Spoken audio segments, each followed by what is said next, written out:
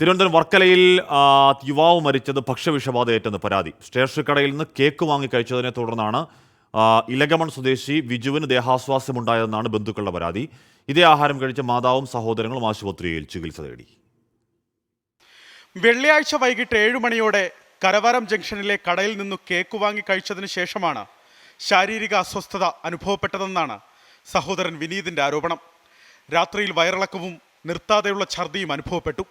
പുലർച്ചെ ചലനമറ്റ് കിടന്നിരുന്ന ഇയാളെ ആശുപത്രിയിലെത്തിച്ച് മരണം സ്ഥിരീകരിക്കുകയായിരുന്നു. ഇതേ ആഹാരം കഴിച്ച മാതാവിനും 2 സഹോദരങ്ങൾക്കും ശാരീരിക അസ്വസ്ഥത അനുഭവപ്പെട്ടിരുന്നു.